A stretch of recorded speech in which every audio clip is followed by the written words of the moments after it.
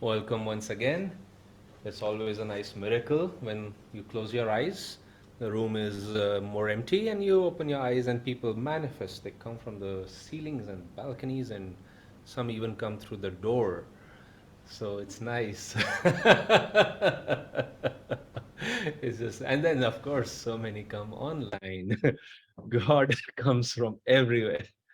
10 people, Tushar says 10 of you. So wonderful. Welcome, everyone. And as I was saying in the beginning, the theme is a little bit on the lines of the new year is coming, and just such a duality or creation itself. Master said is innocent. It is neither good nor bad. It has its you might say aspects, the way we look at things, uh, colors it to quite a degree.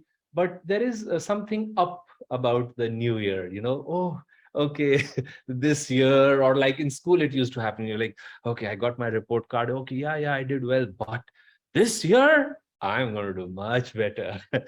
And sometimes we do, sometimes we don't. And I was making that point in the introduction that there is that phrase in English, leap of faith. Or there is that faith, there is that statement of the first landing on the moon, a small step, I think on the moon, and a giant leap for mankind. And there come these moments. Nature does not take leaps, but within nature, sometimes we do see some individuals. And actually, Swami Kriyananda has written a beautiful chapter, if you're interested to read it, called Tomorrow's Supermen. And he's making this, it's in the book Religion in the New Age. He's talking about uh, what is our world going through, what is the future of this world, what did the masters say, which yuga are we in, what promise and challenge does it hold. And then he says, because many times you see the mind will say, oh, I wish I was with Yogananda. And I was reminding a few friends just a few days ago that it was not easy to be with, let's say, Swami Kriyananda ji either. He said he was very lenient actually compared to master. And Swami, if he would write something,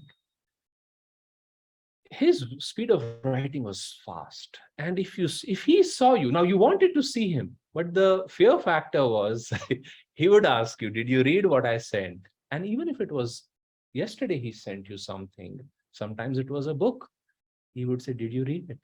What do you think about it? What did you really like in it? Do you think I could make some changes? And he wanted that feedback because you and I were like little windows for a much larger audience for whom he was writing. So, anyway, uh, I was mentioning that. So, Swami writes in that book, Tomorrow's Supermen, that it is, he said, when you, and this we develop by what Master and Swamiji called incremental progress. But you see that incremental progress is unique for each individual. Kriyananda ji said, Gautam Buddha suggests moderation in the practice of the teachings. Sri Krishna in the Bhagavad Gita is talking about moderation.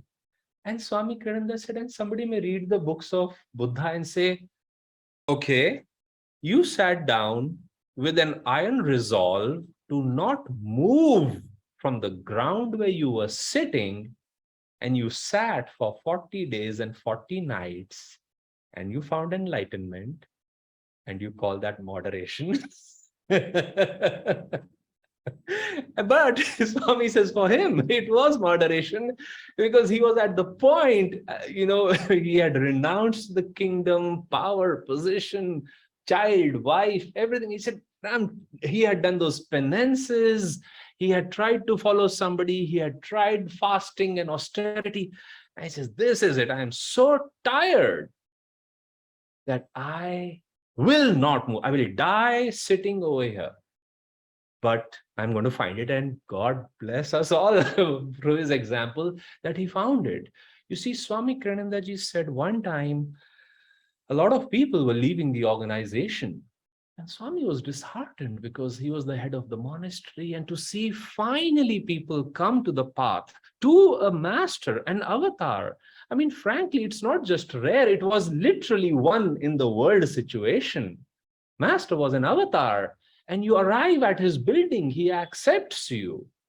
And then you turn around and you say, well, I'm not sure, and maybe I'll try something else.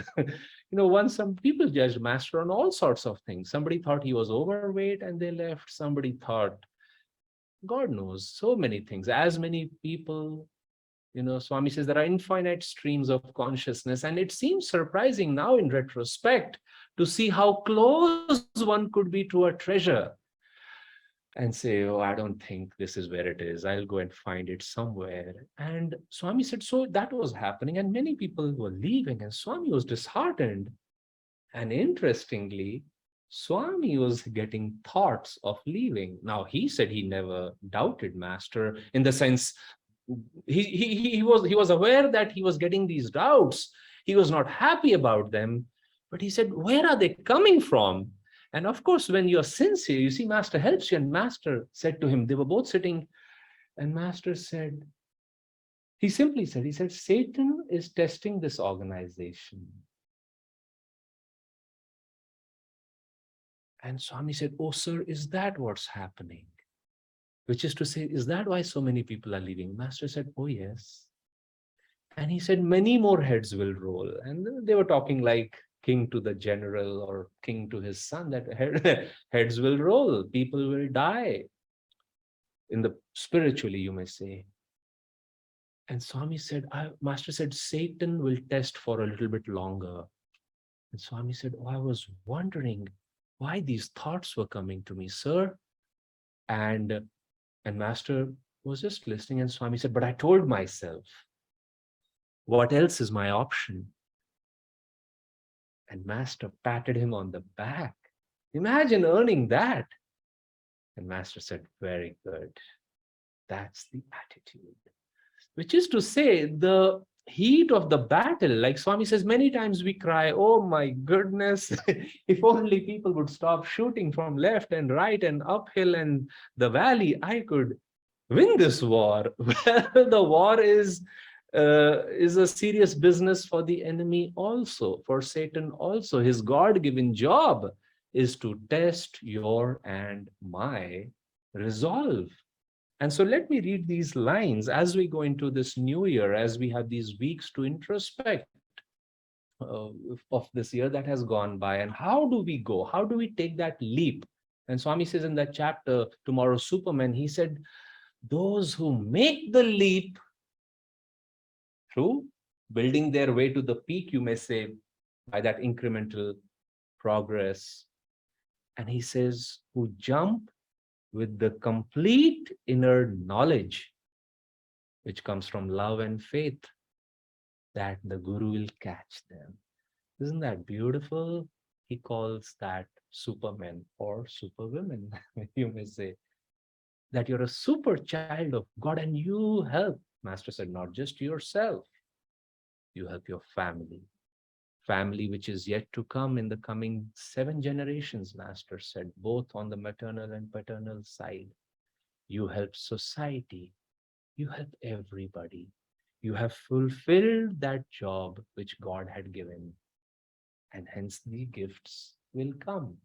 So now let us see what is it that stops us. And by the way, talking about gifts, in the coming weeks and even into the new year, because this is a gifting time, I will talk about, interestingly, I was surprised, it had not come to my notice earlier, but the Bhagavad Gita talks about all kinds of gifts. Sattvic, Rajasic, Tamasic, what works, what does not, outward versus inward. And we would like to know what is the best attitude to be balanced. How can we gift things outwardly, as well as what is the gift that Ananda, for example, gives to the world? What can I give to my friends? Everybody? Isn't that a thought we all have? So anyway, I'll cover that later. But in the theme of gifting, this is the last verse, which is a bit strong. Chapter 17, verse 28. O Partha Arjuna, whatever sacrifice is offered, gift bestowed, or austerity performed, if it is done without devotional faith, it is called asat, untruth, both here and in the hereafter. It has no spiritual value. And let me read some lines from Swamiji's beautiful explanation. I'll just read a few. He writes, as long as you hold back, you will be inwardly divided against yourself. And every step forward will be cancelled by another step backward. And then in another verse, Krirandaji writes this beautiful, because we have this many times, the mind will tell us, I don't want to go forward, I'm tired. I'll just rest over here. At least I won't go backward. Well, let's see what Krishna says. We must seek ever to grow in understanding and sympathy. Not to do so is to decline, which means to shrink inward in consciousness upon the ego. For there can be no stasis in life. Movement is an inevitable fact of manifested existence. Even stagnation is a kind of movement, implying as it does a kind of inward deterioration. And I share this, friends, because this thought may come to us. Here we are, I mean, we could prepare. We're going in the coming year. Take the time. I recently took a seclusion. Winter is usually a good time to take a few hours, a day, couple days, a week away. This morning, a friend was telling me that her family members are traveling, moving, children are going out to study. And she said, I'll be alone for the first time in my life when this really happens. And because she's a close friend, I said, I'm so happy for you. I said, this is a test. We find so much, it's almost like a city. People don't think about it, but people do find comfort in the general presence. You go to a mall, imagine if the mall is empty. You will say, wait a minute. Is this the wrong day? Have I come? Is this spooky? Is something wrong over here? And suddenly, if it's full, you say, yeah, we're all doing the same thing. Now, there is a certain upliftment in satsang, in, you might say, a common vision. But I'm talking about every now and then to remember that you and I stand alone before God. Parents are a gift, relatives are a gift, children are wonderful gifts, friends, neighbors, Guru Bhais. But Master said we are also alone before God. That was a blessed teaching Swami's mother gave to him. Actually, one time Swami just said, when children are very small, they have a soul memory of a past life. And he said, Mother, I feel very alone sometimes in this world. Imagine, first of all, a boy saying that, a little toddler, not toddler, but he was just a few years old. And he said, I feel alone. And look at the wisdom of his mother. She said, my son, we are all alone before God. That seek God's company. Talk to God. Be in God. That is where you actually meet everybody.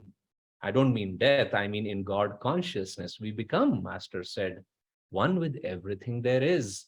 So anyway, going into this year, so here are some thoughts, friends. Yes, we are meditating. Yes, we are gifting each other something. Yes, we are, and we are making resolutions for this coming year. But remember, are you, first of all, not doing any of that? If you're not, well, it might be a little bit like those Master said, some people are running backwards. It could be that situation. Don't do that for sure. Then don't choose to also not do much about this. It's an opportunity. Ideally, this is not just for New Year. I was saying that in the beginning. It's for every day. Master said, do this every evening. But a new year, like I said, gives us the opportunity to think collectively about these things. And then comes the question, and I'm sure all of us have our own journey so far. You can say, oh yes, meditation has helped me, reading the books has helped me, attending satsangs has helped me, meditating with a Guru Bhai, attending satsangs and things like that have helped me. So you have built, you see, faith. I'm sure miracles have happened in your life. Otherwise, we are normally not here unless Master demonstrates his personal love to us. Now comes the question, like Swami's supermen, we have all climbed up to a certain height. And Swami would say, take that leap of faith. Don't hold back. To hold back, and don't be presumptive. Swami says, introspect, reason it this way. Well, what has life given me? Frankly, I was thinking about this. I said, so many years have gone by, 41 for me.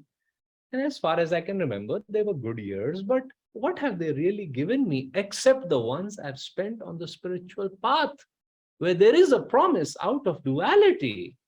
Otherwise, it's not even a week ago, the FIFA World Cup came, somebody wins, somebody loses. Actually, the sportsmanship that was the basis of all sports out of the window. It's been out of the window for a long time. So where do you find joy? And next thing, another World Cup will come, another tournament, another medal will come, another promotion, joining and leaving. This is a world of duality. I'm not suggesting a sad approach to life. No, I'm suggesting what Swami says, that tell yourself it is God and godly ways that have given me any lasting joy that I have known. And hence, I would like to do that more and better. And when we take that approach, you see, because your part and my part only we have to do. Many years ago, this thought came to me, brought a smile to me. I said, Aditya, God has been there all this while. Where were you? It's not a question about where is God, where is Guru, where are their blessings. Well, why have I not received those blessings so far? Is my question to ask, and my job to improve my lot. So let's take this thought into this coming year, friends, and remind one another these things. Perhaps even discuss this in the family. These are important things. I was recently with my family, and we are talking about different things. And I said to them, I said, Dad, what is family talk usually? I said, it's all small talk. And he said, it's only small talk. How is the weather? How are you? Oh, I heard you were in the hospital. Good to see you out. Well, soon we'll be in the graves or in the cremation grounds. What will you do then? What are people really doing about how are you? Are you free? Are you really living life the way it should be? I think these are questions which, frankly, even attracting such thoughts in our minds, in our satsangs, in our groups, we help one another by facing that one question, which the mind, as beautiful of a tool as it is, to actually probe such questions, the mind has this dual side. Sri Yukteswarji, who was a Gyan avatar, he said it directly does not give you the answer unless you really want it. I'll close with this story. One time, one of our leaders was visiting and somebody asked her a question. It was an interesting question, but you see, Sri Yukteswarji trained master, and through master and Swamiji, we got that training. Sri Yukteswar said to master, try to listen to the unspoken behind the spoken word, the intention even behind seemingly kind actions. There could be a lot hidden over there, many things, good and not so good. And so somebody asked this question, and of course, I knew the person who was asking. I certainly knew my leader, who I respect very much.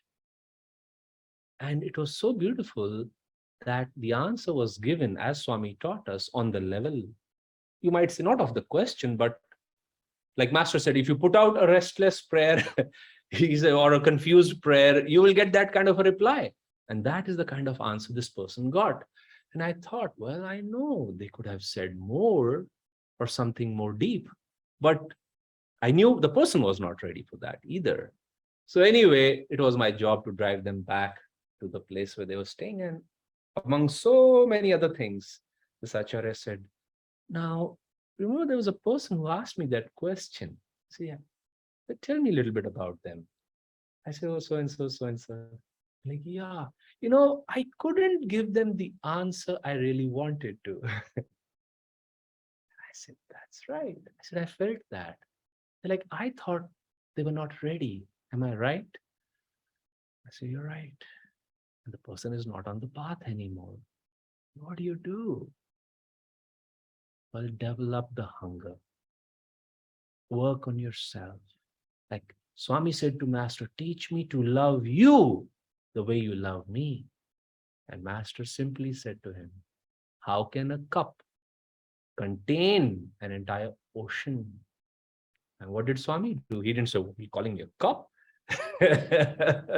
Swami said, "I will help me expand and open my heart." And then, sure enough, he did that. Towards the end of his life, he said, "I don't know now where Kriyananda ends and Yogananda begins." Thank you, friends.